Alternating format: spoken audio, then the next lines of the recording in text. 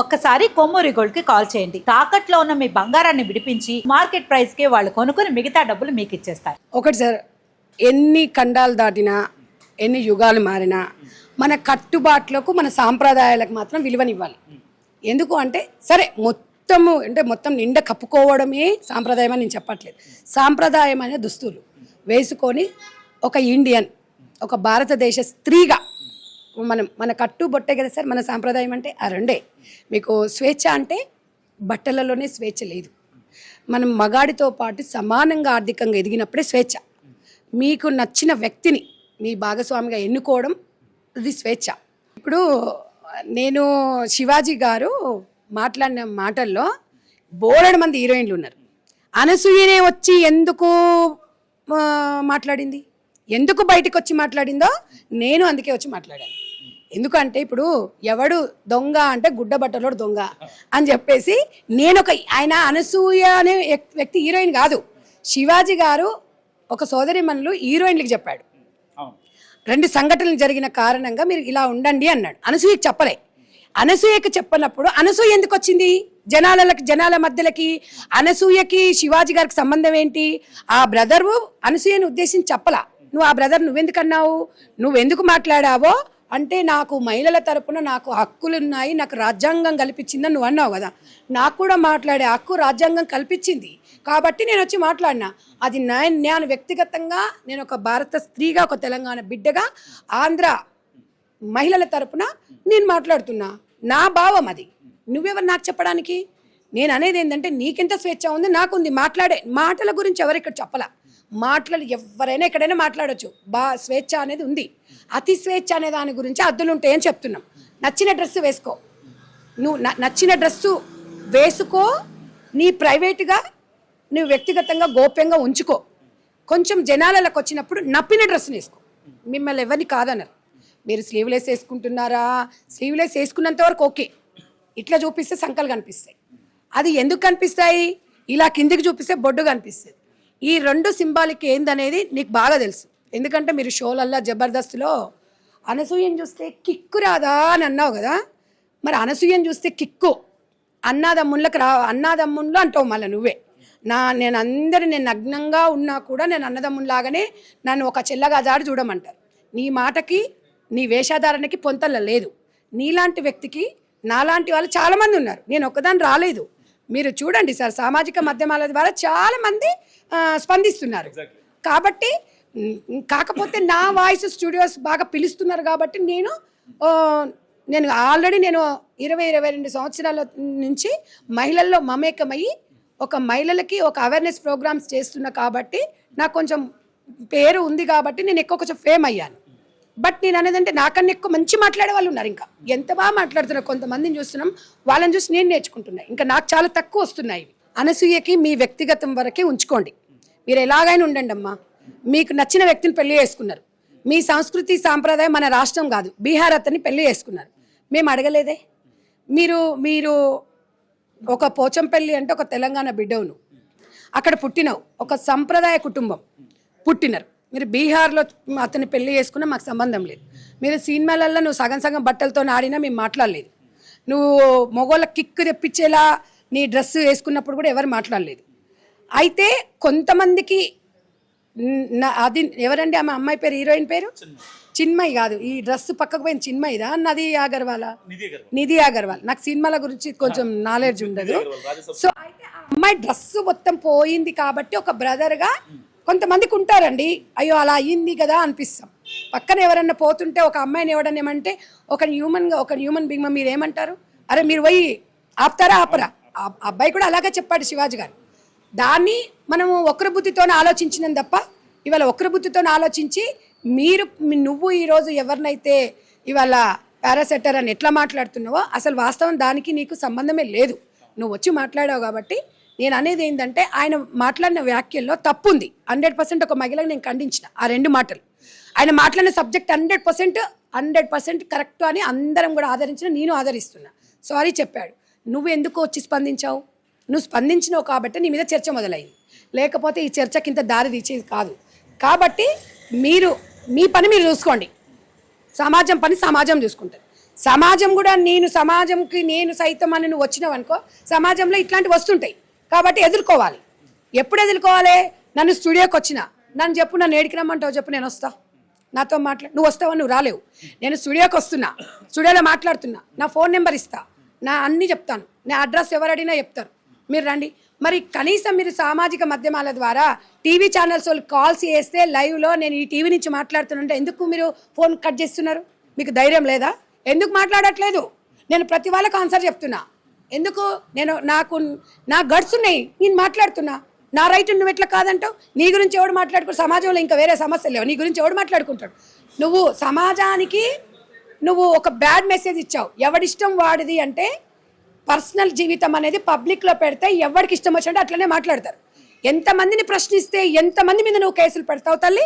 మరి మేమందరం తలుసుకుంటే మరి నువ్వు ఎక్కడుంటావు? షూటింగ్లో కోను. మీ హస్బెండ్ ఏం చేస్తారంటే బిజినెస్ చేస్తున్నామని చెప్తాం. మీ ఫ్యామిలీ బ్యాక్గ్రౌండ్ అంటే మా హస్బెండ్ ఇది అదే అని చెప్తాం. కానీ ఒక యాంకర్ అడిగారు, స్వప్న గారే ఏమి అడిగినట్టున్నారు ఏదో యాంకర్, ఈ డ్రెస్సెస్ ఇట్లా మీరు ఇట్లా ఉన్నారు కదా, మీ హస్బెండ్ మిమ్మల్ని ఏమన్నారా అని అడుగుతారు. కామన్గా అడుగుతారు కదా. మీరు నన్నే అంటున్నారు, మీరు ఇట్లా బయటకు వచ్చి ఇంత గట్టిగా మాట్లాడుతున్నారు కదా, మీ ఇంట్లో వాళ్ళు ఏమన్నారా అంటే నన్ను అడిగినట్టుగానే ఆమె సెలబ్రిటీ కాబట్టి ఆమెను అడిగారు. అడిగినప్పుడు ఆమె ఏం చెప్పింది? ఓ నో, మా హస్బెండే షాపింగ్ చేస్తారండి ఈ డ్రెస్సెస్, నన్ను ఇలా వేసుకొని వెళ్ళమంటాడండి, ఊర్లో అందరు చూపించమంటాడండి అని అన్నావు. కాబట్టి కామన్గా మన తెలంగాణలో ఏమనుకుంటాం? నా పిల్లాంది నేనే చూడాలి అనుకుంటాడు మగోడు. బీహార్ కాబట్టి మరి బయట వాళ్ళకి చూపించమన్నాడేమో, నాకు తెలియదు మరి. కాబట్టి నాకు తెలిసిన ఒక తెలంగాణ బిడ్డగా చెప్పిన, నేను ఒక ఆంధ్ర మహిళల, ఒక తెలుగు రాష్ట్రాల మహిళగా చెప్పిన, ఎవడైనా కూడా ఎంత చేతగానోడైనా కూడా నా భార్య నాకే సొంతం అంటాడు, నా భార్య అవయవాలు నేనే చూడాలంటాడు, బయట వాళ్ళకి చూపించాలని అనుకోడు.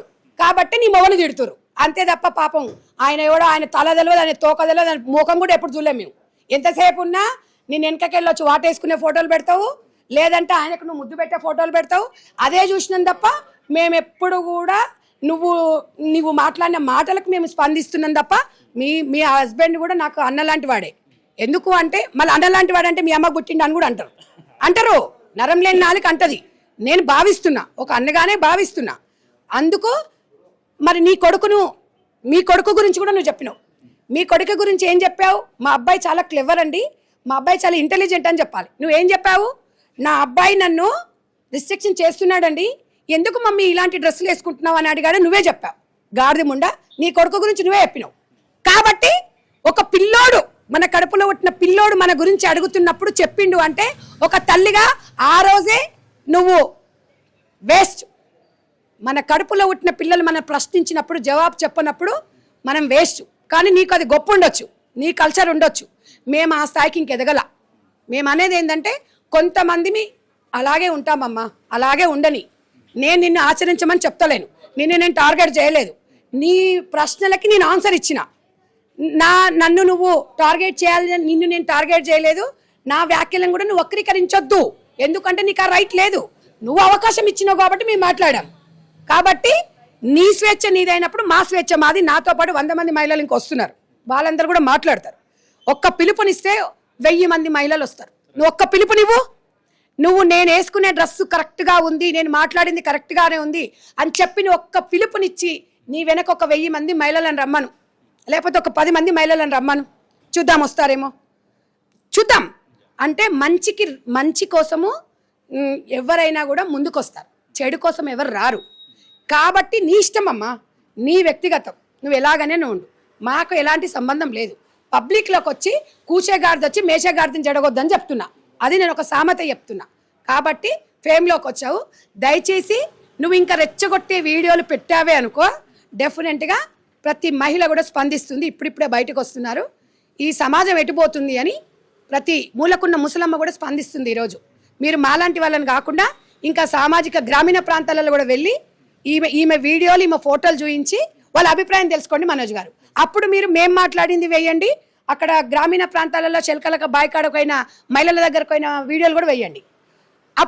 అప్పుడు అనసూయ మాట్లాడినది కూడా వేయండి. 70 ఏళ్ళ ముస్లామా మన అనుభవం, మన నానమ్మ బామ్మగారు మాట్లాడినవి, ఈ 4 వీడియోలు వేయండి. అప్పుడు పబ్లిక్ రిసీవ్ తీసుకుంటారు. అది ఎందుకంటే నేను ఒక్కదాన్ని చెప్పగానే ఈ మొక్కతే ఉందా అండి అంటున్నారు. అందరి అభిప్రాయాలు మీరు తీసుకోండి, అందరి అభిప్రాయాలు మీరు తీసుకొని సమాజానికి మీ మనం టీవీ ద్వారా ఒక మంచి మెసేజ్ని ఇవ్వండి. దయచేసి నేను ఒక మీకు సిస్టర్గా నేను వేడుకుంటున్నా, ఇలాంటివి పునరావృతం కాకుండా చూసుకోవాలి, మన బాధ్యత అది. అనసూయ గారు క్లియర్గా చెప్పారు, ఆమెను అందరూ కూడా మిస్అండర్స్టాండ్ చేసుకుంటున్నారు. కొంతమంది రాబందులు, కొంతమంది సివిల్ పారాసైట్స్ అనేటువంటి వాళ్ళు కొంతమంది తయారైపోయి అసూయతో అనసూయ గారి గురించి కూడా చాలా చెడుగా ప్రచారం కూడా చేస్తున్నారు అనేటువంటిది అనసూయ గారు స్వయంగా రీసెంట్గా పెట్టేటువంటి పోస్టులో కూడా ఉన్నదే. వారు ఆమె అభిప్రాయాలని కూడా ప్రజలకి వేరే రకంగా మార్చి పంపడం ద్వారా గందరగోళాన్ని సృష్టిస్తున్నారు కొంతమంది ఈ రాబందులు అని చెప్పబడేటువంటి వాళ్ళు అని అనసూయ గారు చెప్పారు.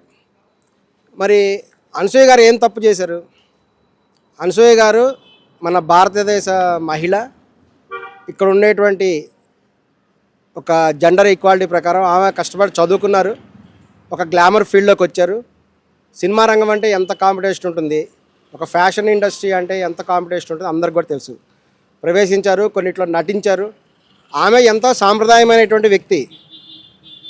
కానీ ఏంటంటే ప్రస్తుతము మన దేశంలో ఉండేటువంటి చట్టాల ప్రకారం కూడా మన దేశంలో స్త్రీకి స్వాతంత్రం ఉంది, ఒక సెన్సార్ బోర్డు ఉంది, దాని ప్రకారము ఒకసారి ఎక్స్పోజింగ్ చేయాల్సి వస్తుంది. వస్త్రధారణ అనేటువంటిది వాళ్ళ ఒకేషన్ని బట్టి ఉండాలి. ఇప్పుడు చూడండి, బయట చాలా గుళ్ళ దగ్గర బయట బోర్డులు పెడుతున్నారు, సాంప్రదాయ వస్త్రధారణతో లోపలికి రావాలని. అది పాటించి తీరాలి. అదేవిధంగా ఒక పెళ్ళికి వెళ్ళినా మరో చోటికి వెళ్ళినా వాళ్ళు చక్కగా కూడా అటువంటి వస్త్రధారణ, సాంప్రదాయ వస్త్రధారణతో వెళ్తారు, పట్టు చీరలు కట్టుకొని వెళ్తారు.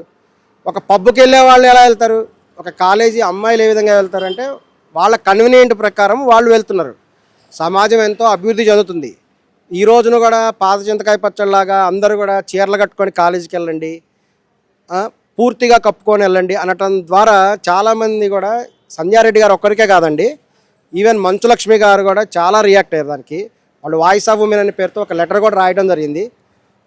వారు సామాన్లు అనేటువంటి పదానికి క్షమాపణ చెప్పించారు. అంతేకాకుండా ఈ జెండర్ ఇన్ఈక్వాలిటీ అనేటువంటిది ఉండకూడదు, అందరూ ఈక్వల్గా ఉండాలని కూడా చెప్పడం జరుగుతున్నది.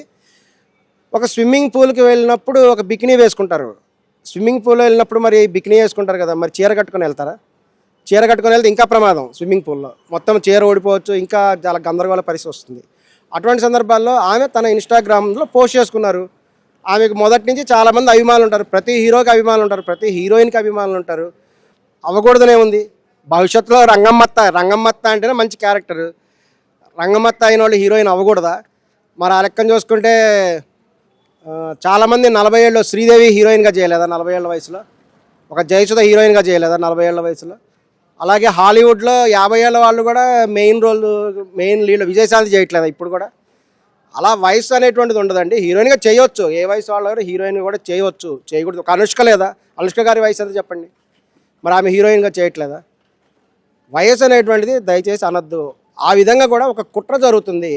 ఆమెను ఆంటీ అని అనడం ద్వారా ఒక శివాజీ గారు కూడా అదే అన్నారు. ఆయన బిగ్ బాస్లో నటించిన సంజన గారిని ఆంటీ అనే పదం ఉపయోగించారు. అది చాలామందికి ఆగ్రహం తెప్పించింది. సంజన అభిమానులు చాలా కోపం వచ్చింది. అందుకే మేము అందరం కూడా శివాజీని కూడా శివాజీ అంకుల్ అని పిలుస్తాం. అవునండి, ఒక సినిమా హీరోయిన్ ఉంది. సినిమా హీరోయిన్స్ అనేటువంటి వాళ్ళు ఒక సెన్సార్ బోర్డు నియమాల ప్రకారం వెళ్తారు. అదే ప్రకారంగా అనసూయ గారు కూడా ఒక ప్రస్తుతం సమాజంలో ఉండేటువంటి ఒక చట్టబద్ధమైన రూల్స్ ప్రకారము ఆమె అవసరమైనంత మేరకు ఇతరులకు ఇబ్బంది కలిగించినంత వరకు తనకి కన్వీనియంట్ అయిన వస్త్రధారణ తను ధరించారు. తను కేవలం తన ఫోటోలని షేర్ చేశారు. ఒక సినిమాలో హీరోయిన్ ఉంటుంది, ఐటమ్ సాంగ్స్ ఉన్నాయి, సమంత గారి ఐటమ్ సాంగ్ ఉంది, అనేక మంది ఐటమ్ సాంగ్స్ ఉన్నాయి. ఒకప్పుడు జయమాలినికి జ్యోతిలక్ష్మి అభిమాన సంఘాలు ఉన్నాయి, తెలుసా మీకు? జయమాలిని కోసం సినిమా చూసేవాళ్ళు చాలామంది. మరి అటువంటిప్పుడు ఆ హీరోయిన్లు తమ అంద ప్రదర్శన చేస్తారు సినిమాలో అది వాళ్ళ అందాన్ని చూసేవాళ్ళు కొంతమంది ఫ్యాన్స్ ఉంటారు. చీరతో అందంతో పాటు హీరోయిన్ చూసి సంతోషపడేటువంటి వాళ్ళు ఒక అందమైన పుష్పాన్ని చూడాలని అందరూ అనుకుంటారు కదా. వారేమీ ఇతరులకు ఇబ్బంది కలగట్లేదు, ఎటువంటి చట్టవిరుద్ధమైన పనులు చేయట్లేదు. అటువంటిప్పుడు వాళ్ళకి చూసే హక్కు ఉంది. మరి అటువంటిప్పుడు మీరు వద్దని చెప్పేసి ఇది ఎలా పోతుందంటే ఇంకో కొంతకాలానికి కూడా ఇక తాలిబాన్ కల్చర్ వచ్చేస్తేమో అందరు కూడా మీరంతా ముసుగులు కప్పుకొని కూర్చోండి, బయటకు రావడానికి లేదు అనేటువంటి పరిస్థితికి కూడా దారితీసినట్టుగా కూడా కనిపిస్తున్నది. అది గ్లామర్ ఫీల్డ్, అర్థం చేసుకోవాలి. మిస్అండర్స్టాండ్ చేసుకోవద్దండి దయచేసి. మొత్తం విప్పుకొని రోడ్ల మీద తిరగమని ఎవరు చెప్పట్లా. రోడ్ల మీద తిరిగితే దానికి తగినటువంటి కూడా ఉంటుంది, రియాక్షన్ కూడా ఉంటుంది పబ్లిక్ నుంచి. ఇప్పుడు ఒక అబ్బాయి షార్ట్ వేసుకొని తిరుగుతున్నాడు, ఒక అమ్మాయి షార్ట్ వేసుకొని తిరుగుతున్నాయి. మరి అలా తిరుగుతున్నప్పుడు విచక్షణ అనేటువంటిది ఉండకూడదు, జెండర్ ఈక్వాలిటీ ఉండకూడదు అనేటువంటిదే ఒక అగ్ర కథానాయకులు కోరుకున్నటువంటి విషయం. ఇది కేవలం ఒక అనసూయది మాత్రమే కాదు, అనసూయ ఆలోచన తీరుతో కొన్ని కోట్ల మంది ఉన్నారు.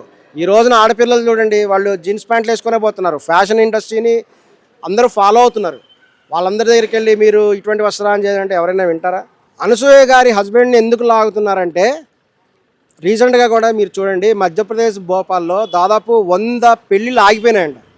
ఎందుకు ఆగిపోయినాయంటే, పెళ్ళిళ్ళు చేసుకునే ముందు తాము చేసుకునే అమ్మాయిది కానీ లేకపోతే ఆ అబ్బాయిది కానీ వాళ్ళ సోషల్ మీడియా చూశారట. సోషల్ మీడియా చూస్తే వాళ్ళు పెట్టినటువంటి పోస్టులు చూసి వీళ్ళు ఇటువంటి విచక్షణ లేని పోస్టు పెడుతున్నారు అని చెప్పేసి ఆ పెళ్ళిళ్ళే క్యాన్సిల్ అయినాయి. అదేవిధంగా ఇప్పుడు ఎవరైనా అబ్రాడ్ కూడా వెళ్ళినప్పుడు వాళ్ళ సోషల్ మీడియా కూడా తీస్తున్నారు. వీసా ఇచ్చే ముందు సోషల్ మీడియా అకౌంట్ చూస్తున్నారు. అంటే సోషల్ మీడియాని బట్టి వాళ్ళ మనస్తత్వం చెప్పచ్చు. సో ఇది అనేది కూడా జరుగుతుంది. ఇప్పుడు అనసూయ అంత డేరుగా బయటకు వచ్చేసి తన పిక్స్ కూడా పెడుతున్నది. ఆమె తన భర్త తనకు ముద్దు పెడుతున్నప్పుడు ఫోటో తీసుకుంది, అది తప్ప? అది ఆమె వేరే పరాయి మొగోడితో ముద్దు పెట్టుకొని అది సోషల్ మీడియాలో పెట్టలేదు కదా. తన భర్త దగ్గర ముద్దు పెట్టించుకుంటూ సోషల్ మీడియాలో పెట్టుకుంది, అది తప్పని కూడా అనిపించట్లేదు. కొంతమంది హస్బెండ్స్ కూడా అలా ఒప్పుకోరు. ఆమె అలా స్వేచ్ఛగా ఉందంటే దానికి కారణం ఆమె భర్త ఇచ్చినట్టు ఫుల్ సపోర్టే. భర్త సపోర్ట్ ఉండటం వల్ల ఆమె ఇలా తిరుగుతున్నారే. వేరే భర్త ఇది ఏం చేస్తాడు? అనసూయ భర్త స్థానంలో వేరే భర్త ఉంటే ఈ పాటికి అనసూయకి డైవర్స్ అయిపోయింది. అనసూయకి డైవర్స్ చేసి వెళ్ళిపోయేవాడు అతను ఆ విధంగా వెళ్ళలేదు. అనసూయకి తోడుగానే ఉన్నాడు, వాళ్ళ పిల్లల్ని కూడా బాగా చూసుకుంటున్నాడు. ఒక భర్తగా అనసూయకి కావాల్సినటువంటి అన్ని కూడా కల్పిస్తున్నాడు. ఆయన కనుక నిజంగా కూడా అనసూయను టైట్ చేయలేదు అనేటువంటిది చాలామంది కూడా అభిమతం. అందువల్ల అనసూయ భర్త గారిని కూడా చాలామంది కూడా విమర్శించడం అనేది కూడా జరుగుతూ ఉన్నది. కానీ ఏది మంచి ఏది చెడు అనేది అందరికీ తెలుసు, ప్రతి వాళ్ళకి తెలుసు. ఏది మంచి ఏది చెడు తెలుసు. ప్రతి అమ్మాయి కూడా ఒక గౌరవనీయంగానే జీవించాలనుకుంటుంది. వస్త్రధారణ అనేటువంటిది ఒకేషన్ని బట్టి కూడా ఉంటుంది. అసభ్యకరమైన వస్త్రధారణ వల్లనే ఈ విధమైన ఇన్సిడెంట్ జరుగుతున్నాయి, కరెక్ట్ కాదనేది కొంతమంది వాదన. పూర్తి వస్త్రాలను వేసుకోండి. ఈవెన్ దీని వెనక మంచు లక్ష్మి గారు కూడా రీసెంట్గా బయటకు వచ్చారు. చాలామంది మహిళా డైరెక్టర్లు, మహిళా హీరోయిన్స్ చాలామంది కూడా బయటకు రావడం జరిగింది. వాళ్ళు వాయిస్ ఆఫ్ ఉమెన్ అనేటువంటి పేరుతోటి మూవీ ఆర్టిస్ట్ అసోసియేషన్ వారికి ఒక లెటర్ రాశారు. అనసూయ గారిని మిస్అండర్స్టాండ్ చేసుకుంటున్నారేమో అని అనిపిస్తుంది. పూర్తిగా ఇది మిస్అండర్స్టాండింగ్ అనిపిస్తుంది. కొన్ని వర్గాల వాళ్ళు అనసూయని తొక్కివేయడానికి ప్రయత్నిస్తున్నారు. ఆమె అవకాశాలు దెబ్బతీయాలని సినిమా ఫీల్డ్లో ఉండేటువంటి కొందరు పెద్ద తలకాయలు కూడా అనసూయ మీద కుట్ర చేసి ఆమెను తొక్కేయడానికి కూడా ప్రయత్నం జరుగుతున్నది. శివాజీ గారు కూడా అదే చెప్పారు. శివాజీ గారి మీద కేసు వచ్చినప్పుడు శివాజీ గారు అనసూయ గురించి ఏం కామెంట్ చేశారో మీకు తెలుసా? అనసూయ చాలా అమాయకురాలు అని శివాజీ గారు కామెంట్ చేశారు. అనసూయ చాలా అమాయకురాలండి, ఆమెకి ఏం తెలియదు అని శివాజీ కామెంట్ చేయడం జరిగింది. ఇది అండర్లైన్ చేసుకొని పెట్టుకోవాల్సిన విషయం. వీరి వెనక చాలామంది ఉన్నారు. వాళ్ళ మధ్య ఉండేటువంటి ఘర్షణ ఈ రకంగా కూడా సమాజం మీద కూడా వస్తున్నది.